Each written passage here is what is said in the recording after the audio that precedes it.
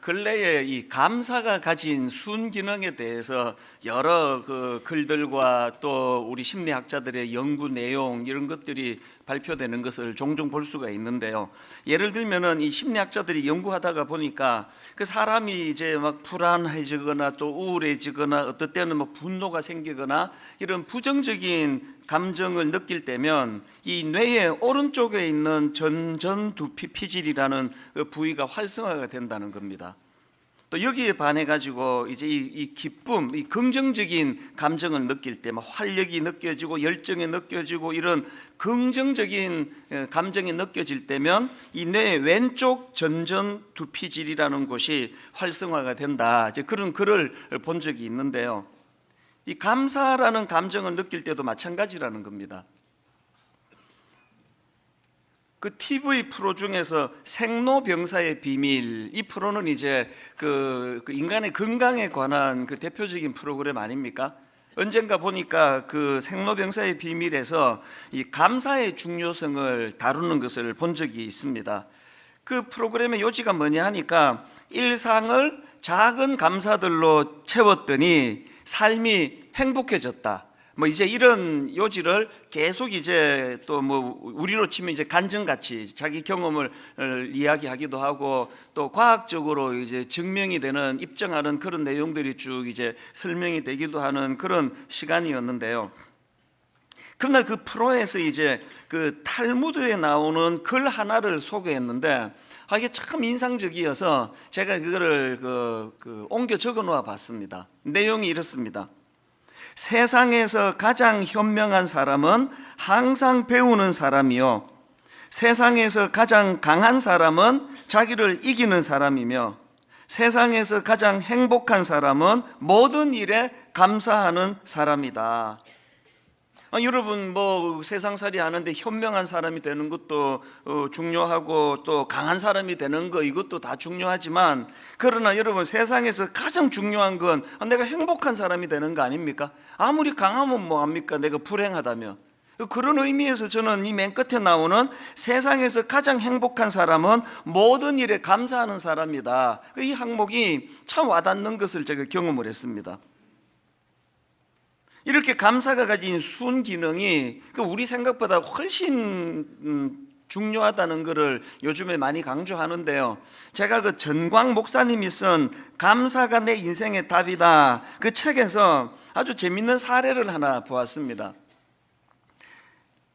안남욱 목사님이라는 분이 계시는데요. 이분은 미국에서 한인 목회를 하신 분이에요. 이 목사님이 언젠가 그 미국의 노스캐롤라이나 주에 있는 어떤 교회로 이제 청병을 받아서 이제 부임에 가신 겁니다. 그 교회에 이제 부임해서 가보니까 왕언니로 불리우는 어떤 권사님이 계시더라는 거예요. 이 벌써 왕언니, 여기에 좀 위압감이 느껴지지 않습니까? 어느 교회나 그 왕언니가 다 있습니다. 이제 이런 그 왕언니하고는 좀 잘 지내야 되는 게요, 이미 이 목사님이 부임하기 전에 그 왕언니가 담임 목사 3명을 쫓아낸 경력이 있는 분이라는 거예요. 이런 분하고는 어쨌든 잘 지내야 그 목회가 좀 편합니다. 그런데 불행하게도 이 안남욱 목사님이라는 분이 그 교회 부임하고 무슨 일이 있었는지 그 왕언니하고 그만 이렇게 그 관계가 틀어지고 만 겁니다. 그 이후로 막 얼마나 괴로웠는지, 또 이 왕언니가 또 이게 뒤끝이 장렬하는 분이에요. 이 목사님이 아무리 화해를 시도하고 애를 쓰는데 전혀 통하지가 않는 거. 예를 들면은 목사님이 악수하자고 손을 내미면 손을 탁 뿌리치고 뭐 등을 돌려버리고, 이게 뭐 왕언니가 아니라도요, 뭐 이렇게 성도들이 많아도 단 한 분만이라도 저에 대하여 상처를 받고 저의 호의를 거절하면은 이 잠이 안 오는 게 목회거든요. 그러니까 이 목사님이 너무 괴로운 거예요. 막 잠을 이루지 못하고 막 자다가 막 가위 눌리고 이런 괴로운 시간을 보내다가 이렇게 도저히 괴로워서 안 되겠다 해서 이분이 이제 교회를 떠날 결심을 한 거예요. 왕언니가 이제 4번째 목사님을 쫓아내는 그런 이제 타이밍이 시점이 왔는데요. 근데 이 목사님이 그냥 사표 내지 않고, 사표 내기 전에 무슨 비장한 각오를 가지고 이제 했느냐, 3일간 금식 기도를 한 거예요. 이 문제 때문에 3일간 금식 기도를 하면서 그렇게 그 괴로운 심정을 하나님께 이제 토해내고 있었는데요. 기도 중에 하나님께서 이런 내면의 어떤 말씀을 주시는 것 같더라는 겁니다. 너는 왜 일방적으로 미워만 하고 감사할 줄 모르느냐? 목사님은 늘 그 상대방이 자기를 미워하고 상대방이 자기 호의를 거절하기 때문에 문제가 있다고 생각을 해왔는데, 사실은 이게 동전의 양면이거든요. 본인도 똑같은 그런 감정을 갖고 있다는 걸 금식하면서 이제 자각하게 된 거예요. 그래서 이제 이 목사님이 금식기도 후에 큰 결심을 하나 하는데, 그게 뭐냐 하니까 이제 그 관계가 깨진 그 권사님에 대하여 이제 좋은 기억을 떠올리는 차원에서 그분으로 인한 감사했던 것을 적기 시작한 거예요. 그래가지고 이제 막 한 3시간을 끙끙거리면서 적었더니 한 50가지 감사가 나오더래요. 이거 대단한 거 아닙니까? 그 50가지 감사를 적고 보니까 이제 더 쓸 게 없는 거예요. 그리고 또 뭐 이게 이제 막 기도 중에 또 하나님이 그런 마음을 주시니까 막 억지로 그냥 쓴 거라다 보니까 마음에 별 감동도 없었대요. 그래서 그냥 뭐 찢어버릴까 그런 생각도 들었는데, 목사님 참 귀한 분이에요.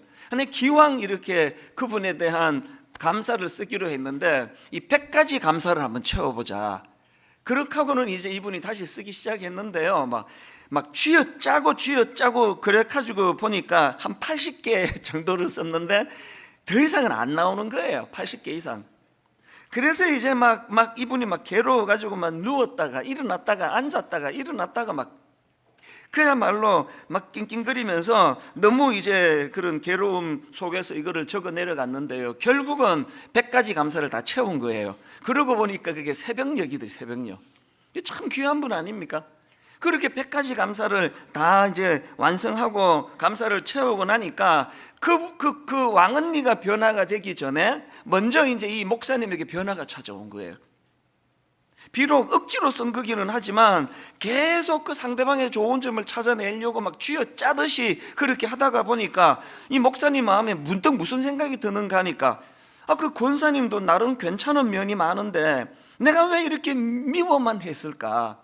그 좋은 점을 보지 못하고 왜 그렇게 미워하는 마음만 내가 가졌을까? 그런 생각이 드는 순간에 이분이 퍼뜩 깨달은 게 뭐냐 하니까, 그쵸, 참 중요한 포인트로 생각합니다. 이런 걸 깨달았대요.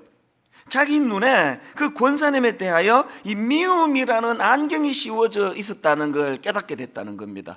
굉장히 중요한 포인트예요. 사실은요, 무슨 사건으로 어떤 사람하고 관계가 깨지는 순간 그 사건이 큰 사건이었기 때문에 그 순간에 그 사람에게 미움이라는 안경이 씌워져 버린 거예요. 빨간 안경을 쓰면 아무리 흰색을 봐도 다 빨간 거 아닙니까? 한번 미움의 안경이 씌워지면요, 그 사람 하는 모든 게 미워요. 오죽하면 준 것도 없는데 밉다는 말까지 나오겠냐고요. 그 안경을 써서 그래요. 그래서 이제 이 목사님이 많은 깨달음을 얻었는데, 이제 문제가 뭐냐? 그 권사님이 너무 무서워가지고 이걸 전해줄 수가 없는 거예요.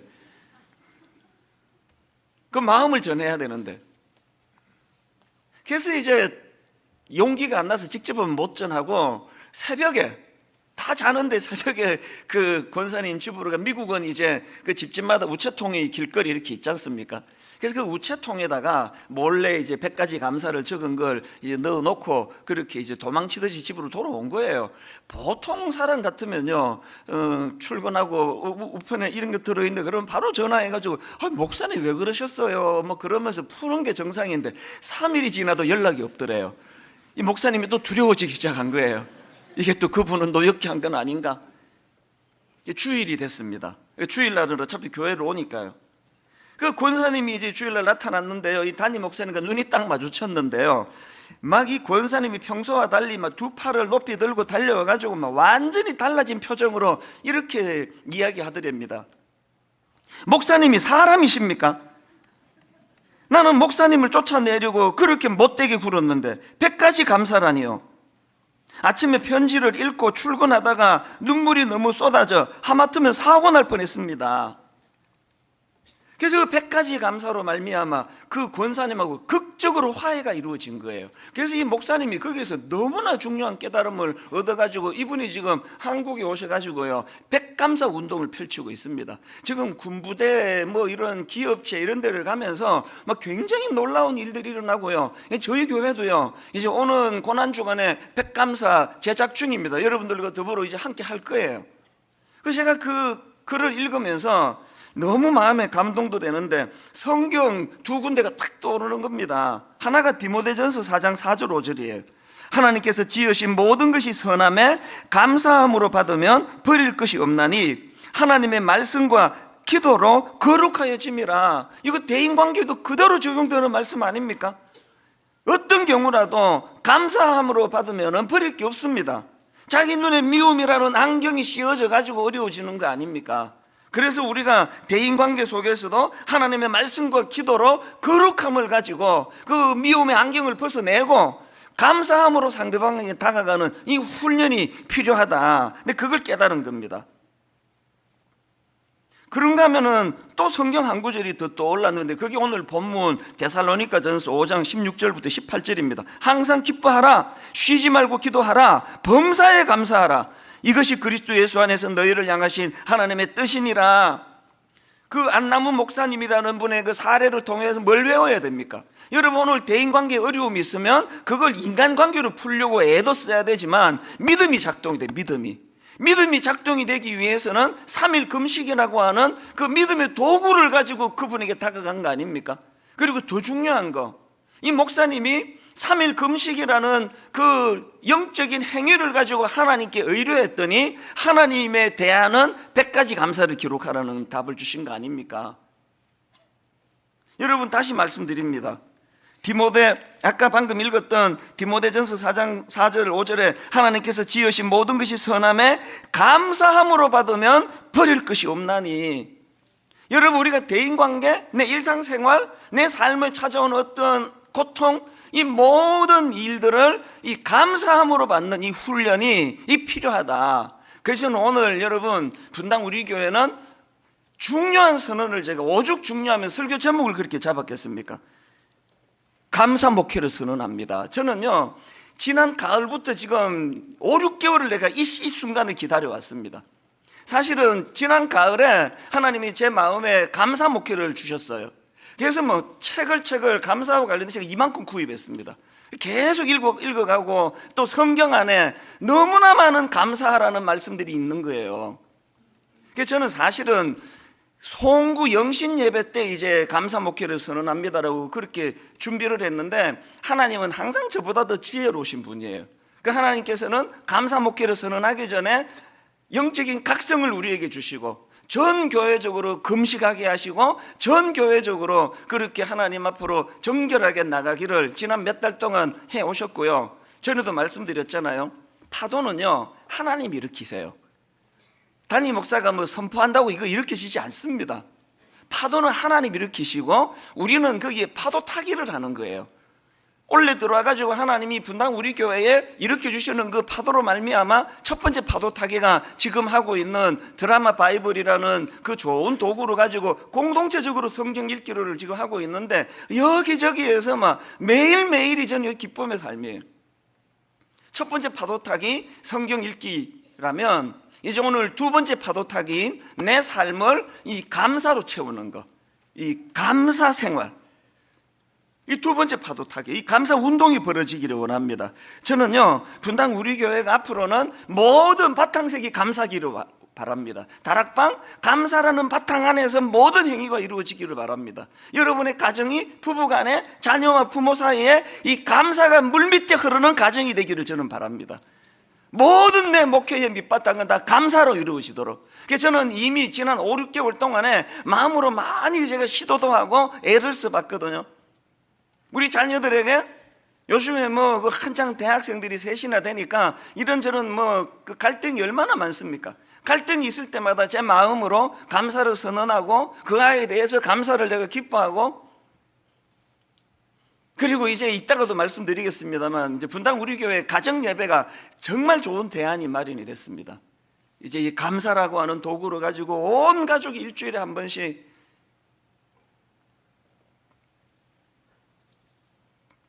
오늘 본문 데살로니가 5장은요, 사도 바울이 그 데살로니가 성도들에게 항상 기뻐하라, 쉬지 말고 기도하라, 범사에 감사하라, 이 세 가지 지침을 그렇게 요구하지만 사실은 그 당시 데살로니가 교인들의 상황을 보면은 이 세 가지를 지키는 건 불가능한 상황이었습니다. 왜냐하니까 그들은 지금 고통 중에 있습니다. 핍박 가운데 있습니다. 데살로니가전서 1장 6절을 보십시오. 또 너희는 많은 환난 가운데서, 또 3장 3절, 아무도 이 여러 환난 중에 흔들리지 않게 하려 함이라. 그 세워진 지 얼마 되지도 않는 데살로니가 교회 입장에서 감당하기 어려운 외부의 핍박이 오고, 그 지도자 바울은 그 상황에 이끌려 가지고 그냥 교회를 떠나가 있고, 이런 여러 가지 핍박 중에 있던 상황이에요.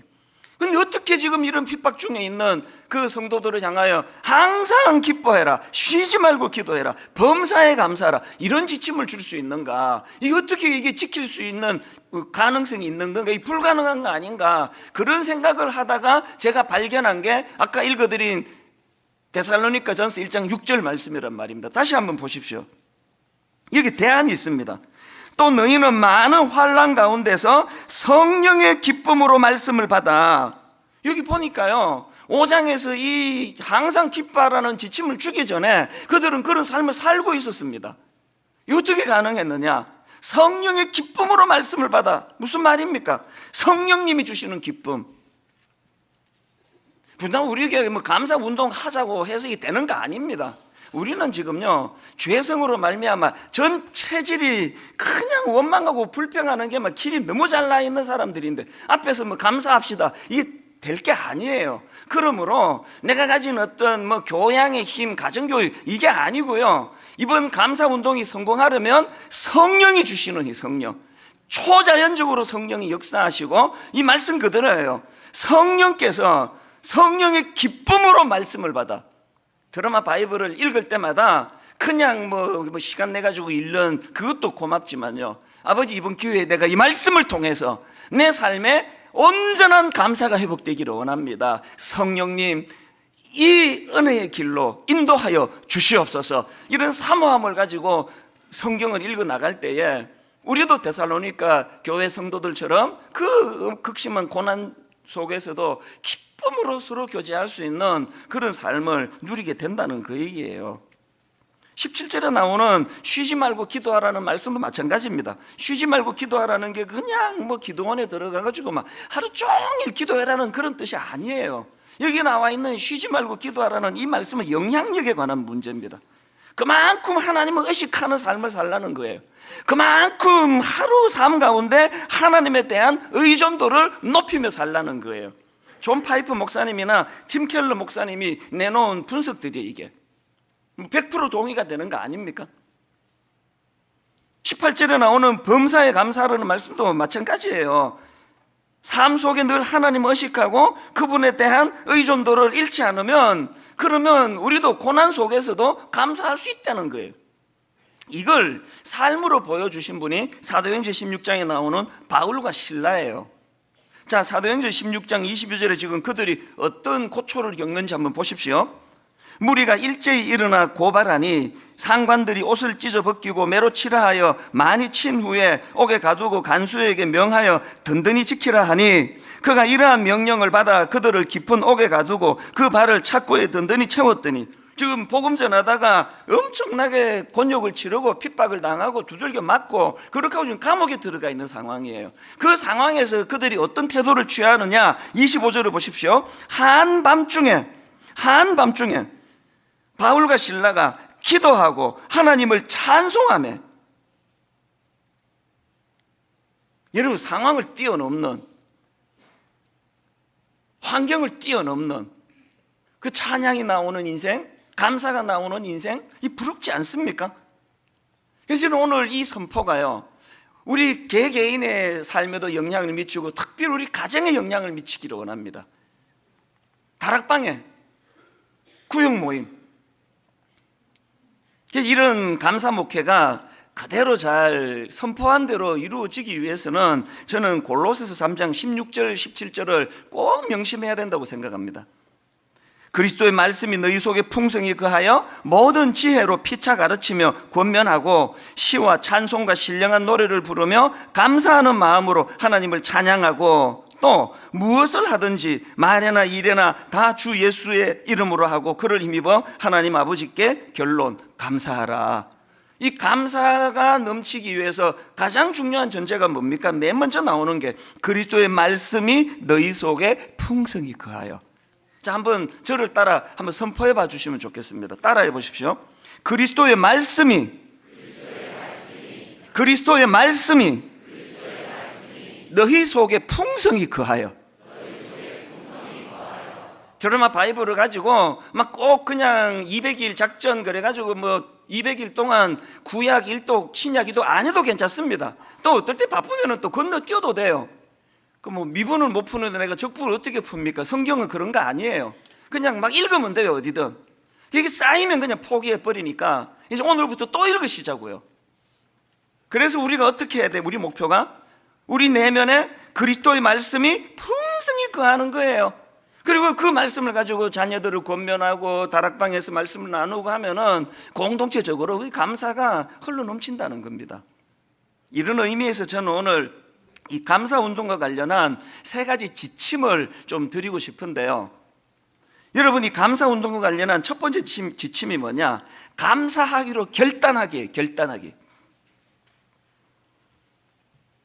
그 애 보고 너 양치질하고 자라 그러면요, 그거는 막 분석하고 뭐 왜 그래야만 되는지 뭐가 유익인지 그렇게 따지는 게 아니고요. 그냥 엄마가 양치하고 자라 그러면 양치하고 자면 돼요. 그냥 양치 왜 해야 되는데요? 아침 했는데 또 해야 돼요? 이러면은요, 그 막 데려다 놓고 막 과학적으로 말이야 이렇게 하는 부모 없으면 한 방 때리면 돼. 그냥 양치하고 자 그냥. 오늘 본문의 지금 이 흐름을 보세요. 이게 지금 설득이 아니라 명령입니다. 항상 기뻐하라. 쉬지 말고 기도하라. 범사에 감사하라. 이 권면이 아니에요. 지금 명령이에요. 양치해라. 그럼 그거 하면 돼요. 그거. 오늘 우리가 왜 감사가 안 됩니까? 너무너무 이 도시교회 목회가요, 너무 똑똑한 분들이 많이 있어가지고 이 설교를 딱 선포하고 나면은 자 계속 분석하잖아요. 저기서 어떤 사람은 또 청년들은 설교하면은 예화 같은 거 들으면 그 자리에서 검색을 해요. 어떨 때는 그래야 되지만요, 어떨 때는 그냥 받으시면 돼요. 양치하고 자라 그러면 네 이러면 제일 좋은 거예요. 감사도 마찬가지입니다. 그래서 한번 따라해 보시겠습니까? 감사하기로 결단하기. 그 논리로 따지고 하지 말고요, 한번 해보자고요. 한번 감사하라 그러니까. 아까 그 안남웅 목사님 말씀 이야기를 제가 들려드렸는데 그분이 유명한 말을 했습니다. 감사와 관련해서 이런 말을 했습니다. 감사할 게 없다고요? 참기름 짜듯이 쥐어 짜보세요. 생각지도 못한 감사한 일이 떠오를 겁니다. 이게 이분이 자기가 이거 직접 그 임상 실험 통해서 이게 경험한 거 아닙니까? 옷까지 쓰고 뭐 헤이 유치해 그러고 찢어버렸으면 그냥 교회 떠나고 뭐 그때부터 또 목회가 또 얼마나 힘들었을지 모르죠. 참기름 짜듯이 막 새벽까지 막 80개 하고는 더 이상 안 나오는데 쥐어 짜니까 백감사 운동이라는 너무나 아름다운 열매가 나타나더라는 거거든요. 부탁합니다. 감사하기로 결단하시기 바랍니다.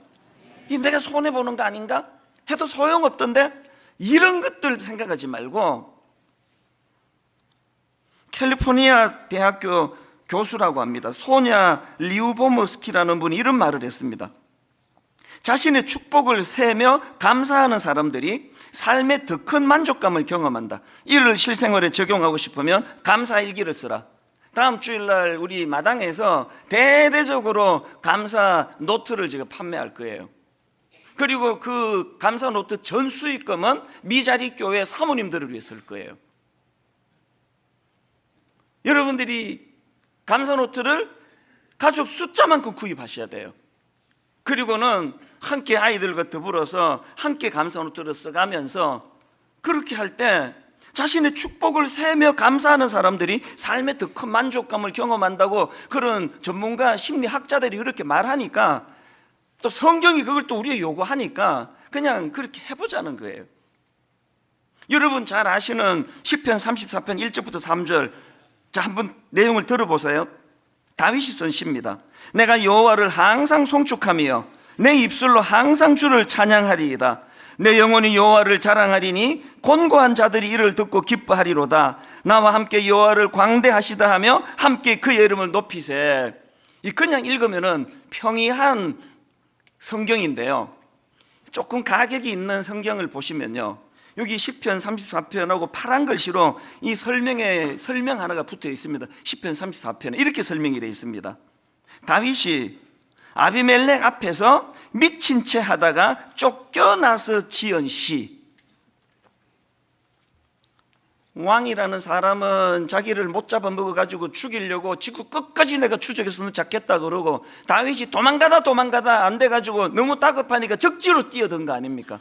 그리고는 그 위험성을 인식하고 지금 목숨 부지하겠다고 침을 질질 흘리면서 그 미친 사람 행세해가지고 지금 겨우 목숨을 건진 상황이에요. 뭐 여성도 그렇지만 내가 남자다 보니까 남자들은요, 자존심이 무너지면 다 무너져요. 여기 누가 제 설교하는데 뭐 어떤 분이 한 번 올라와가지고 내 뺨을 한 대 올려치면서 설교 그따위로 하느냐고 한마디만 하면요, 한 1년 제가 강단에 못 쓸 거예요. 다윗이 지금요, 모든 자존심이 다 무너진 거예요. 그 구차하게 목숨 부지하겠다고 저 앞에서 침을 질질 흘리는 그런 수치스러운 일을 경험한 그 순간에 어떻게 이렇게 감사와 찬양이 넘치는 시를 쓸 수 있었냐, 이 미스테리 아닙니까? 이게 어떻게 가능했느냐를 제가 가만히 보니까 1절에 답이 있더라고요. 1절을 다시 한번 보세요. 내가 여호와를 항상 송축하며 내 입술로 항상 주를 어떻게 하겠다고요? 찬양하리이다. 먼저 자기가 그렇게 하겠다고 결단한 거예요. 내가 어떤 상황에서도 내가 감사와 찬양을 잃지 않겠다고 자기가 그렇게 결단하고 선포한 거예요. 결단하고 선포하니까 그렇게 그냥 수치스러운 자리에 빠져 죽고 싶은 그 상황에서도 감사가 나오더라는 겁니다. 왜 제가 감사하기로 결단하자는 게 왜 중요한지 아시겠습니까? 시편 44편 8절에도 보니까 우리가 종일 하나님을 자랑하였나이다. 우리는 하나님의 이름에 영원히 감사하리이다. 그렇게 한번 결단해 보세요. 어떤 상황에서도 내가 하나님께 감사하고 찬양하겠노라고 거기에 능력이 나타날 줄로 믿습니다. 그런가 하면 두 번째로요, 감사 운동과 관련한 지침이 하나 더 있습니다. 감사 습관 만들기예요. 결단만 한다고 되는 게 아니에요. 그 유진 피터슨이 메시지 성경을 썼는데 거기에 보면 오늘 본문은 이렇게 의역합니다. 내용을 잘 보세요. 무슨 일에든지 기뻐하십시오. 항상 기도하십시오. 무슨 일에든지 하나님께 감사하십시오. 이것이야말로 하나님께서 그리스도 예수 안에 있는 여러분에게 바라시는 뭐라고요? 생활 방식입니다. 유진 피터슨이 미국 분이니까 영어로 썼을 거 아닙니까? 그래서 이 원서로 이거 어떻게 썼는가 보니까 이렇게 되어 있습니다. This is the way God wants you. 여러분, 감사가 뭐 여러 가지 해야 되는 것 중에 하나의 어떤 아름다운 덕목이 아니에요. 이건 하나님이 예수 믿는 자들이 가져야 되는 생활 방식이래요. 이 구현해야 된다는 거예요. 감사의 길을 만들어야 돼요. 죄성을 가진 우리는요, 너무 그 불평불만의 길이 너무 많이 만들어져 가지고요, 이거 뭐 그냥 뭐 생각 안 하잖아요. 그냥 뭐 툭 나오면은 불평은 뭐 너무 자연스럽게 나오는 거 아닙니까? 그건 하나님이 여러분께 바라시는 생활 방식이 아니에요. This is the way God wants you. 내가 변화받는 그리스도인이라면 반드시 이 감사의 길을 만들어야 돼요. 습관적으로 이걸 만들어내야 됩니다. 그리고 오늘 본문 기뻐하라, 기도하라, 감사하라, 이것들을 다 원어적으로 이게 다 현재형이에요.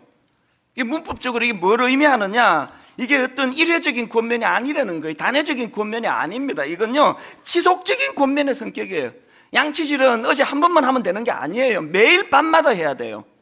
습관이 들어야 돼요. 길이 만들어야 됩니다. 양치질 안 하고는 잠이 안 오고, 양치질 안 하고는 더 이상 진도가 안 나가고, 길이 들 때까지 하는 게 그게 양치질이에요. 감사가 감사가 너무나 지금 불평불만의 길이 온 대한민국 한반도 전체를 뒤덮고 있는 이 상황에서 이제 우리가 감사하기로 결단하고, 그리고 이제 이 감사의 길을 만들기 위해서 이제 습관적으로 우리가 이 감사가 내 삶에 배이기 위해서 감사 습관을 만들어야 돼요. 제가 지난 월요일 날 그 해외 토픽 뉴스 같은 거를 봤더니요, 미국의 그 버거킹 아시죠? 그 맥도날드하고 그 쌍벽을 이룬다는 버거킹에서 놀라운 그 판매 전략을 가졌더라고요. 한 달에 $5만 내면은 한 달 내내 모닝커피를 마실 수 있는, 그거 미친 거 아닙니까? $5면은요 스타벅스 한 잔 값도 안 돼요. 한 잔 값밖에 안 돼요. 아니 어떻게 커피 한 잔 값에 한 달 내내 이거 뭐 땅 팔아가지고 장사하는 겁니까? 그러나 그 전략이 있는 거죠.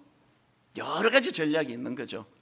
커피 공짜 한 잔 마시러 와가지고 견물생심, 햄버거도 맛있게 생겼네, 프렌치 프라이도 사 먹을까? 그걸 노리고 있는 거고요. 그리고 그 전략, 거기 자기들은 분석한 거 없지만 딱 보니까 그게 딱 떠오르는데요, 자기들의 커피로 입을 길들이겠다는 거예요. 그걸 어떻게 알았냐? 저는 30년을 커피를 끊은 사람이거든요. 20대 초반부터 33년인가 4년인가를 커피를 안 마시다가 한 1년 반 전에 커피를 다시 마시다가 또 이게 또 성대에 안 좋다 그래서 또 끊었다가 요 근래에 이제 아침에 딱 한 잔씩만, 커피 딱 한 잔씩만 제가 마시거든요. 저는요 커피 맛이 잘 몰라요. 뭐 딱 그 맛이 그 맛인데요, 내가 제일 좋아하는 커피는요 우리 교회 앞에 있는 2,000원짜리 길거리 커피예요. 너무 맛있어요 그게. 왜 나는 그 스타벅스 같은 데 가서 커피 마시면요, 이게 뭐 한약도 아니고 뭐 이렇게 막 쓰고 이러냐고, 맛이 하나도 없어요. 여러분, 내 입이 이렇게 싸구려입니까? 2,000원짜리가 나한테 맞는 입입니까? 아닙니다. 왜 그 2,000원짜리 길거리 커피가 맛있느냐? 그 싸다고 계속 그것만 마시니까 입이 거기에 길이 들어진 거예요. 버거킹의 작전이 그거예요. 계속 한 달 내내 자기들 커피만 마시면요, 나중에는 그게 제일 맛있어지는 거예요. 이야기 왜 드릴까요? 우리는 지금 불평불만에 맛이 들어있는 사람이에요. 막 불평하고 막 누구 뒤에서 뒷담하면은 막 하늘 문이 열리고 성령이 비둘기같이 임해가지고 막 누구 욕할 때 막 얼마나 행복합니까? 막 아마 그냥 권사님하고 한 30분 욕하고 나면은 막 오늘 하루에 모든 스트레스가 다 날라갔다고. 뭐 그게 왜 그렇습니까? 그게 너무 입에 길이 들어서 그래. 길이 막 누구 막 칭찬하고 막 감사하는 거 하나도 안 기뻐요. 왜 그렇습니까? 길이 안 나서 그래. 길이. 이제 여러분,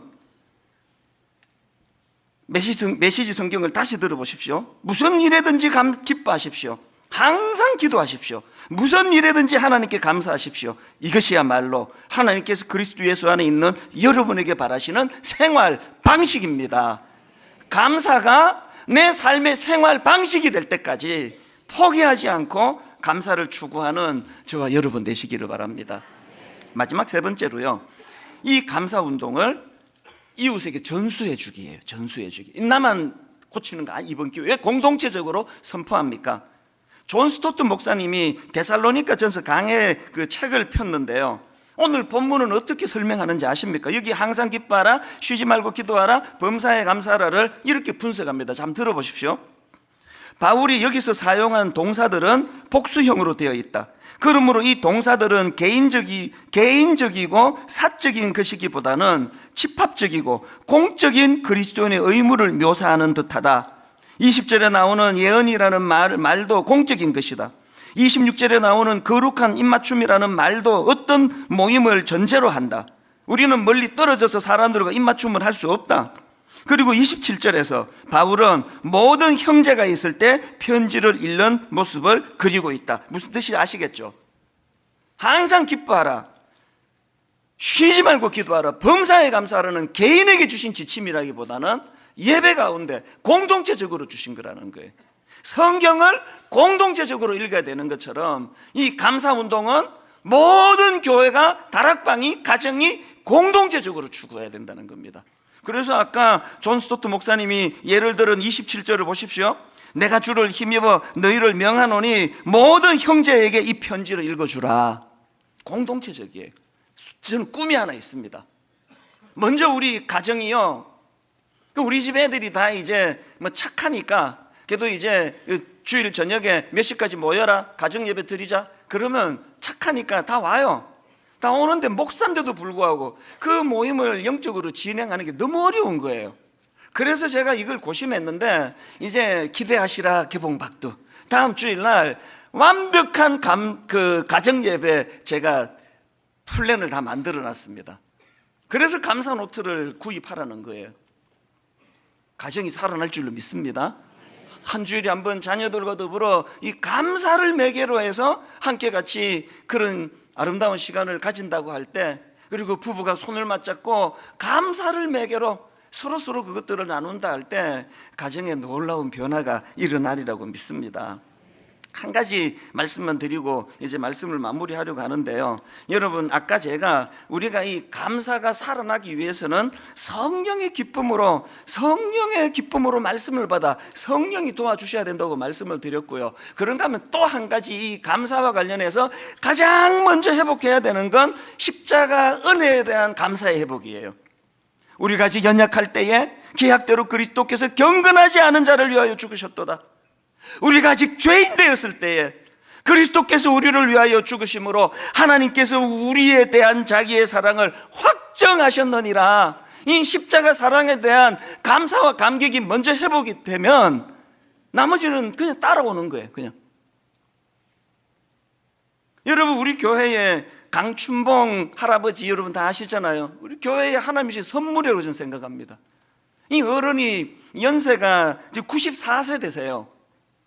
그런데 2007년 11월 달로 기억하는데요, 급하게 연락이 왔습니다.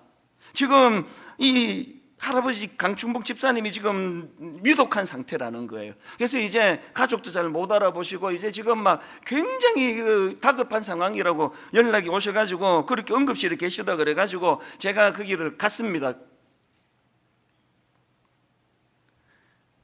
가족도 잘 못 알아보시고 왔다 갔다 하실 정도로 이 할아버지가요, 목사를 보더니 그 기계가 있는데요, 심장 박동이 막 달라지는 거예요. 너무너무 기뻐하고 너무 감사하고, 하나님이 나를 사랑하셔서 이 목사를 보내주시는구나, 막 그 감격이 막 어쩔 줄을 몰라요. 막 어린애 너무너무 아름다운 그 어린아이의 모습이에요.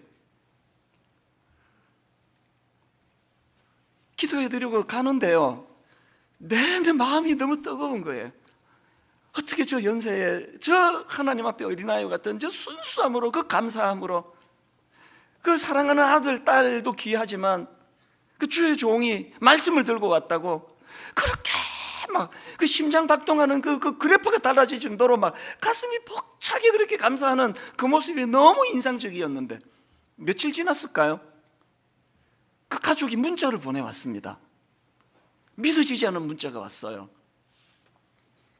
자, 들어보십시오. 목사님, 너무 감사드립니다. 오늘 병원에 갔더니 원장님께서 기적이 일어났다면서 사진을 보여주셨어요. 한쪽 폐가 완전히 쪼그라들어 가족들에게 마음의 준비를 하라고 해서 목사님께 기도 부탁을 드리고 모신 것인데, 목사님 다녀가신 후 상태가 너무 좋아져서 폐 사진을 찍어보니 다시 회복이 되었습니다. 젊은 사람에게도 일어나기 힘든 일이라고 원장님께서 말씀하셨어요. 하나님을 향한 감사, 날 구원해 주신 은혜에 대한 기쁨, 이 감사가 94세 할아버지 오그라든 폐도 펼쳐주시는 역사를 만들었다고 저는 믿습니다. 감사는 기적이에요.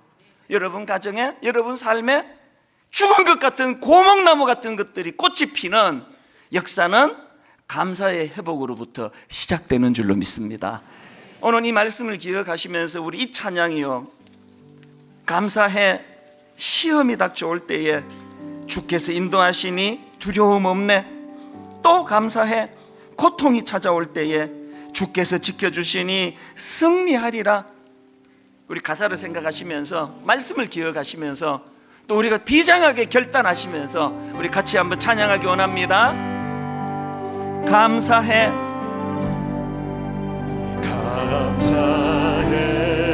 언제 감사합니까? 시험이 닥쳐올 때에 주께서 인도하시니 주께서 인도하시니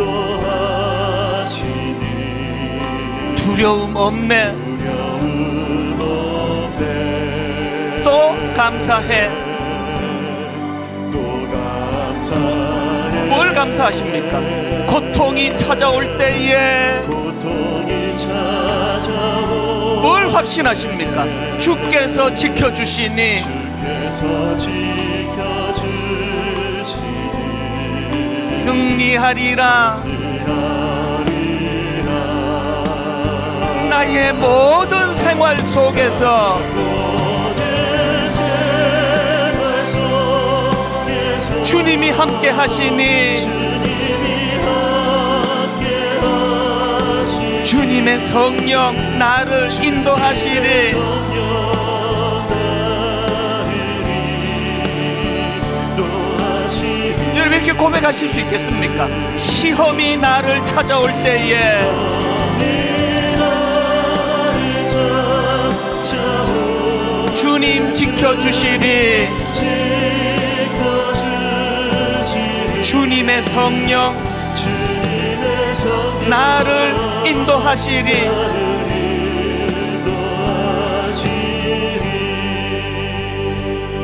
환경에 눌려 계시는 분이 많이 계시잖아요.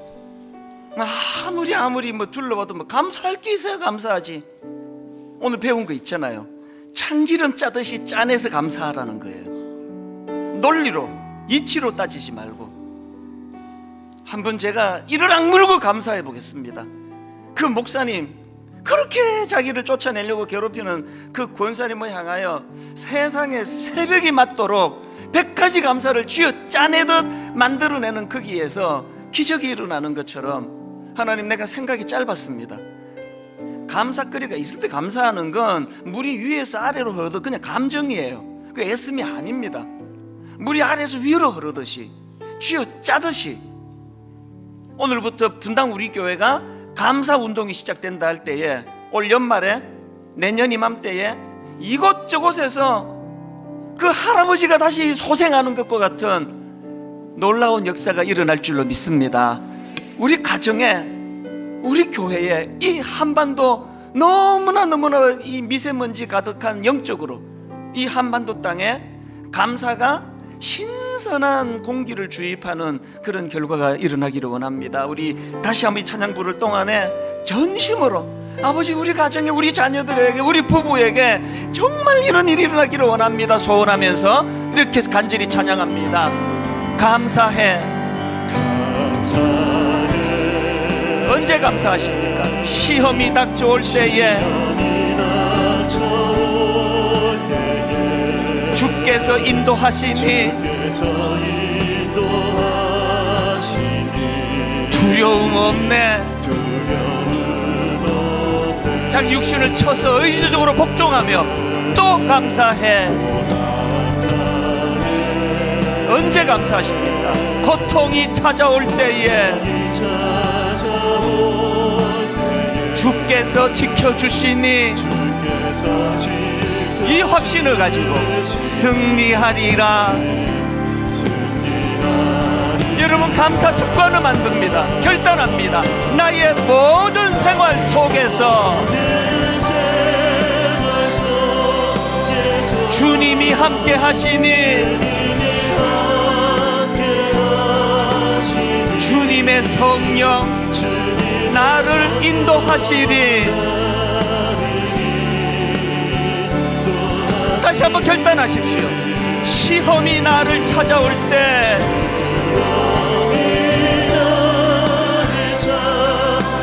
주님 지켜주시니. 누가 이 일을 하십니까? 주님의 성령 나를 인도하시리. 우리 다 자리에서 일어나셔서 감사해. 어느 순간 시험이 닥쳐올 때에 무슨 확신을 가지시고 주께서 인도하시니 어떤 결과? 두려움 없네. 다시 결단하십시오. 또 감사해. 고통이 찾아올 때에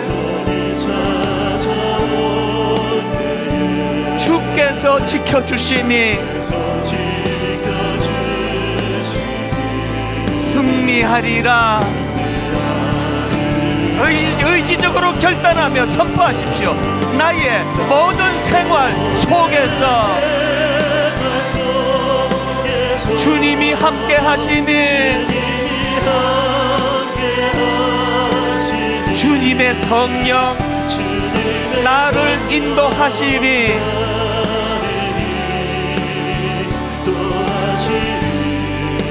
시험이 나를 찾아올 때 주님 지켜주시리.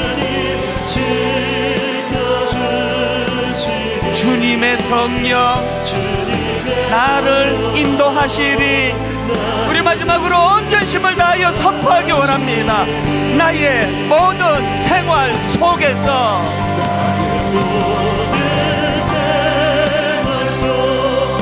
이 확신을 가십시오. 주님이 함께 하시니 주님의 성령 나를 인도하시리.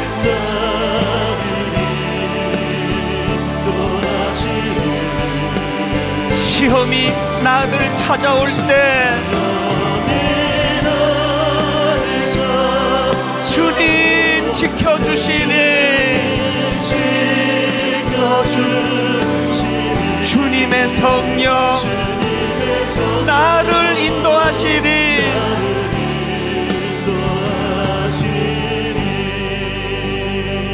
이 세 가지를 붙들고 기도하시면 좋겠습니다. 하나님 감사하기로 결단합니다. 하나님 감사 습관을 만들겠습니다. 하나님 이 감사를 내 주변 이웃에게 전수하겠습니다. 내 아들이, 내 딸이, 내 아내가, 내 남편이, 내 부모님이 내게 흘러나오는 이 감사로 말미암아 아버지 그들이 이 감사를 보면서 이 선한 영향을 아버지 누리게 되기를 원합니다. 이 세 가지를 붙들고 결단하면서 우리 통성으로 확신하며 기도하시겠습니다. 살아계신 하나님 아버지, 오늘 이 말씀을 통하여 분당 우리 교회의 감사 목회가 선포되기를 원합니다.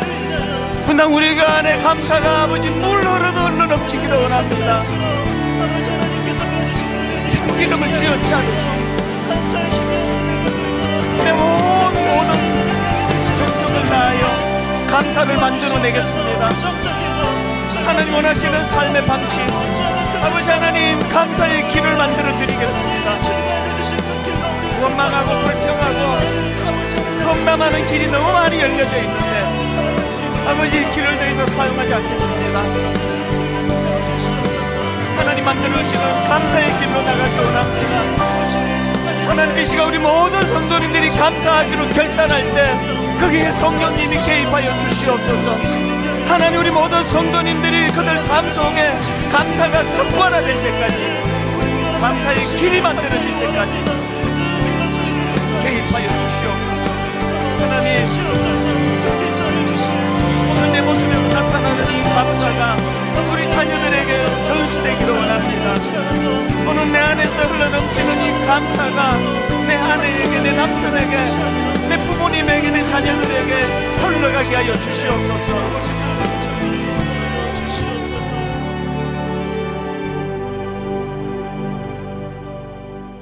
웬 은혜입니까 하나님. 내버려 두면 원망하고 불평하는 그 길로만 갈 수밖에 없는 우리들을 오늘 말씀으로 깨우쳐 주시고, 이제 하나님 전 교회적으로 감사하기로 결단하는 이곳저곳에서의 결단이 일어나도록 은혜 주시고, 이제는 하나님이 기뻐하시는 삶의 방식, 감사 습관이 만들어지는 그날까지 이르락 물고 아버지 달려갈 수 있도록 힘 주시기를 원하며 기도드립니다. 우리에게 소원이 하나 있습니다. 하나님, 내 안에서 회복된 이 감사의 이 모습이 우리 아들 우리 딸에게 흘러 전수되기를 원합니다. 온 세상은 우리 아이들에게 원망과 불평의 습관의 자리로 끌고 가려고 발악을 하는 시대 아닙니까? 이제 우리 부모가 말로 하는 교육이 아니라 우리 안에서 흘러넘치는 그 감사가 우리 자녀들에게 자연스럽게 전수가 되도록 가정 예배를 살려주시고 자녀 교육이 회복되도록 인도하여 주시옵소서. 부부간에 대화의 바탕에 감사가 흐르게 하여 주시옵소서. 연로하신 부모님과 대화할 때 이만큼 잘 길러주신 은혜에 대한 감사가 그 바탕에 흐르면서 대화가 이루어지도록 은혜 내려 주시옵소서. 이 모든 회복해야 될 감사 중에 날 구원해 주신 십자가 사랑에 대한 은혜에 대한 감사의 회복, 성령님 이것을 회복시켜 주시옵소서. 이번 한 주간 아버지 첫 스타트하는 한 주간인데 감사로 물들여지는 한 주간 되도록 그 길로 인도하여 주시옵소서.